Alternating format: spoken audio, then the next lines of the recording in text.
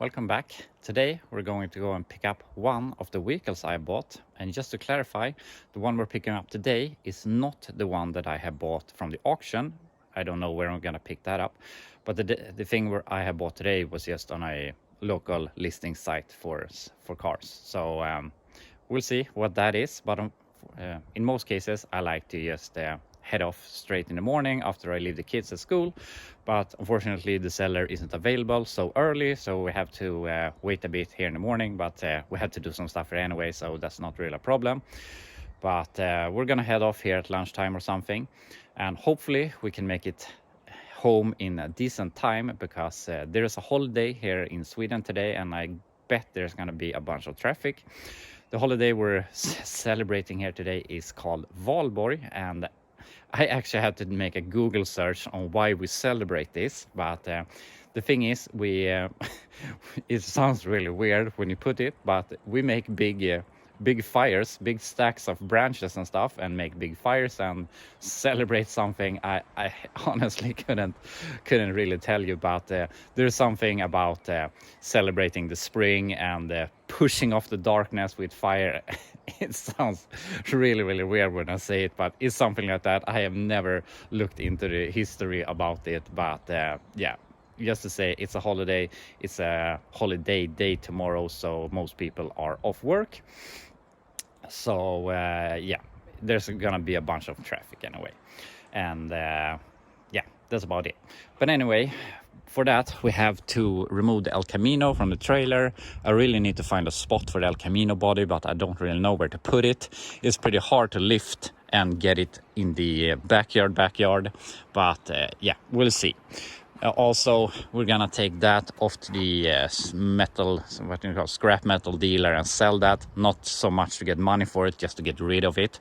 So yeah, that will be going, and that will be nice. So we have to clear the trailer, and we have to move ramp truck. And speaking of ramp truck, yesterday when I put on the simulators, I was like, maybe that didn't do that much of a difference. But then I've been looking at ramp truck through my window, and I come up here in my backyard this morning when I left the kids at school, and I saw it at a distance, and then I knew that this was the super correct way to go. I really love the simulators. They're not the nicest design of simulators, but it looks better. It fits the truck. I love the Alcoas, but not on this thing. And it's gonna look really nice when you get the back wheels on and paint the bed. It's gonna make this pop really nice. But we have to fix the rear wheels. I have gotten some valve stems with the correct size, so we can get those on. Unfortunately, I don't think we'll have time for that here today. But other than that, I have went ahead and picked up some seat belts, get some lap belts. I have used these before. They're cheap. They're like 200, or I mean 27 bucks or something each, 270 Swedish kroner. But yeah, we have seat belts, so we basically have everything to start using this thing, which is really exciting. But as I said, unfortunately there's a bunch of holidays here this week, so we'll see if we can get driving this thing this week, but otherwise we definitely will be start driving it next week. But that's the situation with ramp truck. But in here, of course, we're still stuck on the El Camino, and I've gotten a bunch of suggestions, both from you overseas and from people here in Sweden, how I can solve this. And I have made an buy ad that I want to get another rear axle, because I think that's the easiest route to go. But there is a bunch of ways we can do this, and as one of you said, we could redo the upper control arms, and I mean, that will work. It's never gonna be right, since the angles of the bolts or the bushings don't align. There is always gonna be some sort of bind, but it's gonna work, and we could go that route. And the thing I have figured out is that not only is this bushing in the wrong angle, it is also pushed forward a lot more than the original bushing position for the El Camino. It's supposed to be like down here somewhere when I look at pictures, so that's why it looks so weird here with the control arm being so long. So worst case, I can just redo the upper control arms to get this thing up and running. And mean, we could do, I had a suggestion from one of my Swedish viewers. There is a aftermarket bracket, an anti-hop bar to make it not start bouncing on the wheels when you do burnouts, and that pushes the bushing up to here. But unfortunately, I mean, I could do something like that, but since we have to go back here somewhere, that won't really work. We have to remove this ear to be able to get this where we want it to be, and then we don't have anywhere to bolt that bracket. So unfortunately, I don't really see that as a solution. But since, I mean, we're not hung up on just the rear axle, we have a bunch of other stuff to do. So I'm gonna look for a rear axle and hopefully we can find one. There was one person reached out to me that had a rear axle that is on the way to where we're going today to pick up this vehicle I bought, but he doesn't respond anymore. So we'll see if we can score that axle or if we have to keep on looking. But I'm gonna look for an axle. If I don't find one in a decent amount of time, we can start cobbling something together to drive it. And I mean, we can use this, and maybe down the road in a year or so we can get another rear axle and swap it in. Also, we could remake the upper, bolt the control arms in and redo the upper mount, but I mean, how much do you want to rebuild when there is a part that will fit right in? So, I mean, there's also two alternatives. I have the 65 Chevelle, and I could take that rear axle, but I hate borrowing parts from one car to fix another when inevitably I need to fix the first car again. So I really don't like robbing parts from one vehicle to another. We could take the rear axle from the 69 Chevelle Alabama, since that's an open diff with probably highway gears, which I want for this thing. And we can look for maybe a little more fun rear axle for that thing with a posse and maybe some steeper gears. But that's an alternative. But for now, I'm gonna look for another rear axle, and we can work on the front suspension. We can start fixing rust on the body. We have ways to go before the rear axle is the thing that will hold us up from getting to drive this thing. So that's where we're at right now with the El Camino. We'll see which route we go. But anyway, we're leaving here in 2 hours or something to pick up the new vehicle. So I'm gonna go ahead, lift off the body and start preparing this, and see if we have time to do some other things before we leave. And here we are, now we're ready to leave here, and I managed to park the El Camino body in there for indefinite future, but hopefully it won't be too long until we can start working with that. But at least it's out of the way for now, and it doesn't have to be on the trailer. But also I moved Ram truck, and every time I look at it now, I just love it so much. These simulators really did a big thing on it, and it doesn't look so sad and depressed anymore. It looks a lot more happy. So I really like it. I'm looking forward to getting the simulators on the back and getting the bed done. It's gonna make a huge difference. But that's for another day. But I started working here on the rims. I talked about painting these for like 2 weeks, but I don't think we'll have time here because we're gonna leave soon. But I remember something that I had to do here on my truck, and my truck needs a lot of work, but it also works. But I have some sort of rotation noise. I'm not sure where it is. It might be the rear axle. I have changed the axles in the CV axles in the front. I don't think it's the front wheel bearing. Might be a rear wheel bearing, but I have another axle I'm gonna swap with a limited slip in it, so that's something I wanna do. And the motor has a ticking noise that comes and goes. I think it's a lifter, but obviously I want to improve it, so I'm considering a 5.3 swap, LM7, or maybe just another small block. But I wanna, of course, improve it, get some more horsepower. And if I'm gonna do that, I wanna fix the transmission, because the transmission is a bit iffy and it leaks oil. So I have filled it up with about 2 quarts now, so hopefully it works a bit better. But it doesn't really leak out on the ground, because it leaks from the transmission to the transfer case, overfilling the transfer case, and obviously then the rear seal of the transfer case can't hold everything, so it starts to leak there. So now we're gonna empty out the transfer case and from the fill hole, so everything that gets out now is how much it's overfilled. So let's see.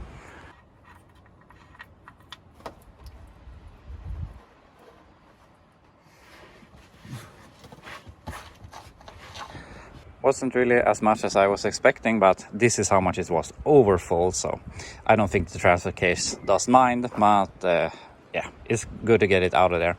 But we're gonna see if we can do anything else here before we leave. We're done with the transfer case on the truck, so I was planning on painting the wheels, but now we have to go here, so that will be pushed again. But I just want to also say that I'm not sure if I mentioned it early in the video, but there was one guy reaching out to me that had a 10 bolt with a 307 gear limited slip rear axle on the way to where we're going today, which was amazing. But he wanted $1,200 for it, and it's probably worth it. But I was planning on buying a axle for like $500. I know I can find one in a matter of time, but yeah, I just wasn't really planning on putting that kind of money into the El Camino right now, even though it was all the right things I want. I want something that won't rev too much on the highway. Limited slip was a positive, but yeah, I guess I have to wait a while, but yeah, that's life sometimes. But anyway, I'm gonna jump in the truck here, pick up the new vehicle, and then I'll be back to you when I'm home again.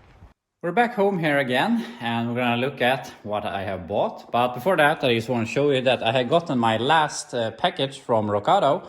Unfortunately, I already knew that this package was damaged, so they have taken my big box, put it in a bigger box. And there's a hole over here, and this thing was falling out, and there's a hole over here, so I have to go through this, check that everything is there, otherwise I have to make a claim to get the stuff that has been gone missing. But basically we have everything to put the El Camino back together, shocks and steering, tie rods, and yeah, you know what I mean. But we have everything except the rear axle that will work, but we're gonna get over that obstacle also. But yeah, that will be the next on the El Camino anyway. But now, what have I bought?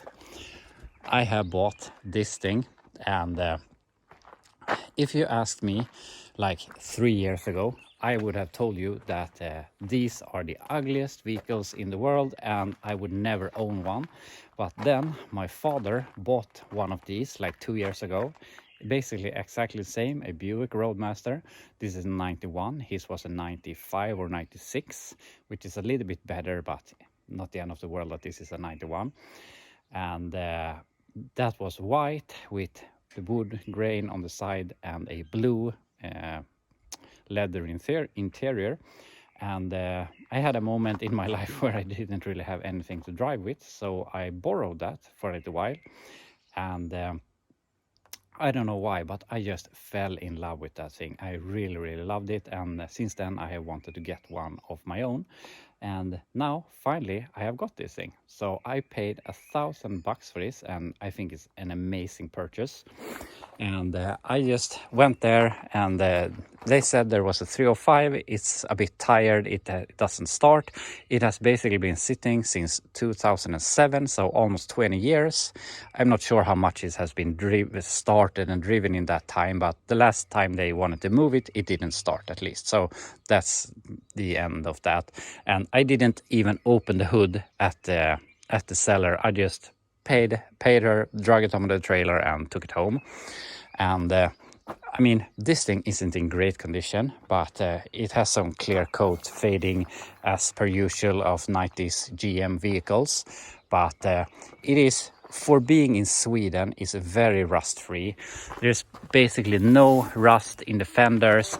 There's bubbling a little bit down here in the corner. The doors are rust free. I mean, you can check here in the door jambs. It looks really, really good. Inside of the doors looks amazing. There's a bit of rust here, but I mean, that's really, really fixable. And I mean, if you put the trim back on, you don't even see it.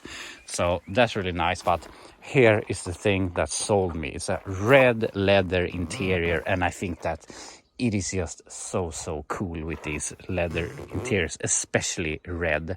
So I love the interior, and it's in pretty good condition. I mean, it's dirty. There are all these pine needles everywhere, but I think we can clean this up and make it look really, really good. We have to get an original shift knob, but yeah, that's the least of our worries. There is some wear and tear, but all in all, I think it's a great purchase, and I think it's really nice on the inside for being a vehicle for $1,000. And here we actually have the original aluminum wheels, and I am not your original type person that wants a vehicle to be all original, but on this thing I might consider putting on the original aluminum wheels. It would look really nice with a thin white stripe on a tire or something, but otherwise maybe we go some Krager SS or Supremes or something. But these wheels are going to the scrapyard. I hate them so much. But even back here it looks nice. I don't know about the rear seat. Hopefully that will not be too squished from being folded down for so long. But yeah, this is basically all I know, and this is really cool with the sunroof on this thing. So yeah, it's about a bunch of cool things on these 90s. What is this? Is this a G body? I'm not sure, but the Caprice Roadmaster. And I have almost not checked this over anything, but it is, from what I can see, very rust free. Almost no rust here, just some surface rust. And of course the frame is scaly, but I think that we can tidy up this without any issues. So overall condition is amazing for being so old and for what I paid for it. So yeah, really happy with that.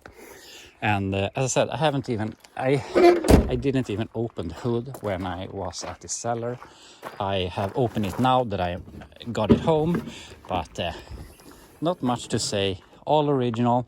It's supposed to be a 305. I don't know, but when they drove it, they said that it was taking some oil and it was smoking blue out of the tailpipe. So obviously it needs some TLC, but we have an engine. Maybe we can fix it, or maybe we can change it, or whatever. I guess we'll see in the future. But my plan with this is no, what do I want to say? I'm not gonna do anything special. I just want to have a nice driver to drive every day. I mean, I have a bunch of vehicles, but since I had that Buick, or since my father had that Buick that I borrowed, and that was really nice condition. It was a bit better than this, but not much. I think we can make this look really good, like an 8 out of 10 or something.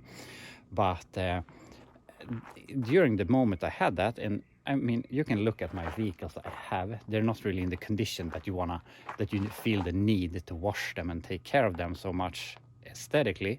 But I really like that Roadmaster because it was fun to wash it, make it nice, and people enjoy it or appreciated it wherever you went with it. So for this, I really want to have a vehicle that I can take care of. I mean, I take care of my stuff, but you know what I mean. I want to have it looking really nice. So hopefully we can get to that point.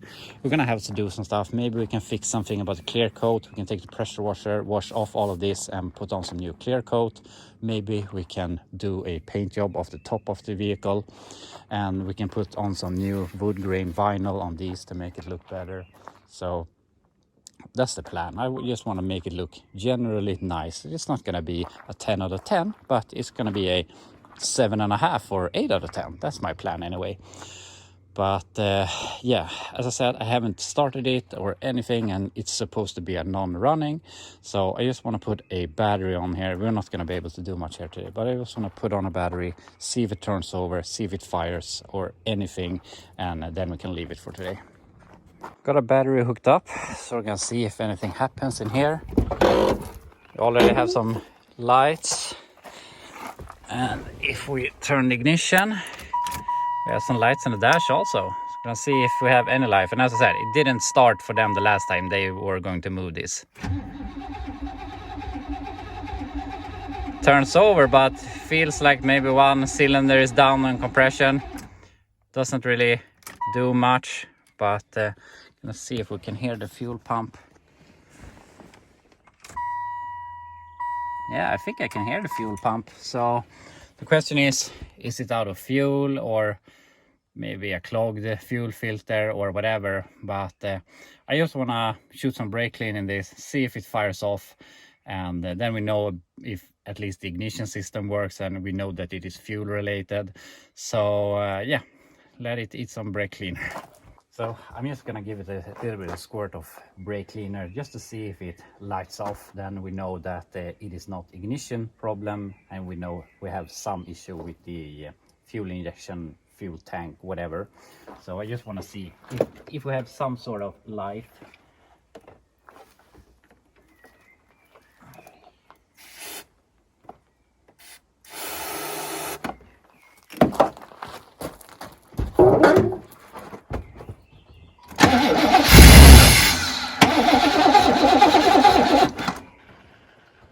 Yes, it wants to live. So obviously it wanted to start right away with some brake cleaner. So we know that the ignition system is good, at least good enough to wanting to run. Of course, we're gonna change spark plugs and a lot of stuff like that later on, but we have to do some troubleshooting of the fuel system. I don't know if the tank is empty. As I said, it's been sitting basically since 2007, so almost 20 years. It may be that the tank is just dry. I think I have heard the fuel pump run, but I'm not really sure. But I'm gonna go ahead and fill up a jug of gas and put in this thing just to make sure that we're not just out of gas, and then we can take it from there. So yeah, we'll see what will happen to the Roadmaster, but that will be all for today. But I'm really happy with my purchase, and as I said, if you would have asked me 3 years ago, I would have said that this is the ugliest thing in the world and I would never own one. But since I drove my father's that he had, yeah, I just fell in love with them, and I really like them. And yeah, I'm so happy that I have bought this. And there's always something when you bought something for a good deal, or what you think is a good deal. And I mean, I paid $1,000 for this, and it was listed for $1,700. So I mean, it wasn't that big of a difference, but yeah, it always makes it better somehow when you feel that you've got something for a good deal. So yeah, I'm super happy with the Roadmaster. I hope that it won't take up too much time from our other project. We're still gonna focus on El Camino and Ram truck. I really want to start driving Ram truck, but of course we have to put some love into this also. But we'll see. I mean, if it wasn't for me working on everything at the same time, I guess that you probably wouldn't be watching this channel. So yeah, that's just how I roll. But anyway, thank you so much for watching, and I will be back to you tomorrow with a new video.